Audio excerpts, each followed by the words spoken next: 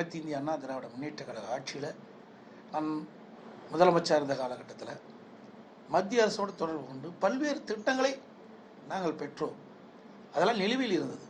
இன்றைக்கு சாலைகள் கிட்டத்தட்ட 20க்கும் மேற்பட்ட தேசிய நெடுஞ்சாலைகள் அதையெல்லாம் எங்களுடைய ஆட்சி காலத்திலே நிறைவேற்றி தருவதாக வாக்குறுதி கொடுத்தார்கள்.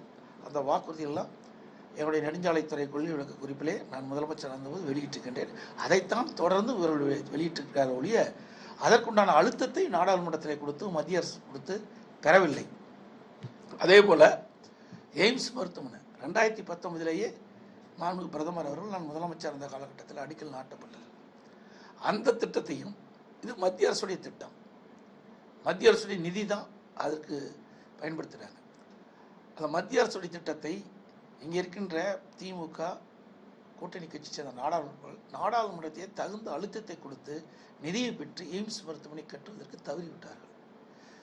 எப்பொழுது பார்த்தாலும் மத்திய அரசு குறை சொல்லியே காலத்தை தள்ளிவிட்டார்கள் ஒழிய ஆக்கப்பூர்வமான பணியை அவர்கள் நாடாளுமன்றத்தில் செய்யவில்லை.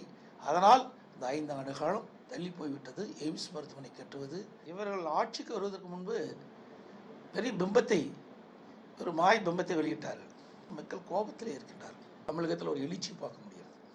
திராவிட முன்னேற்ற கழகம் 3 ஆண்டு கால ஆட்சியில் விலைவாசி உயர்வு, சட்ட ஒழுங்கு சீர்குலைவு, பல்வேறு துறைகளில் லஞ்ச லாவண்யம் ஊழல் தலைவிரித்து ஆடுகின்ற காரணத்தினால இந்த ஆட்சி வீழ்த்த வேண்டும் என்று மக்கள் கருதுகின்றார்கள். மக்கள் இன்றைக்கு இந்த ஆட்சியில் கடும் கஷ்டத்துக்கு உள்ளாயிருக்கின்றார்கள். நாடாளுமன்ற தேர்தலை சந்தித்தேன். அப்பொழுது ஒரு கூட்டணி அமைக்கப்பட்டிருந்தது.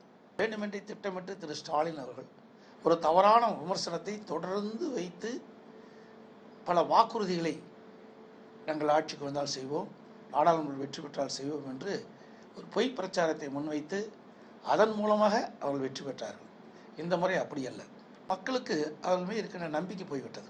நாடாளுமன்றத்தில் அனைத்து இந்திய அண்ணா திராவிட முன்னேற்ற கழகம் கூட்டணியும் தமிழகத்தில் 39 இடம் தாண்டி செய்து 40 இடங்களில் வெற்றி பெறுவோம். இடைத்தேர்தல் விடப்போட்டிலும் அனைத்து இந்திய அண்ணா திராவிட முன்னேற்ற கழகத்தால் வெற்றி பெறுவோம்.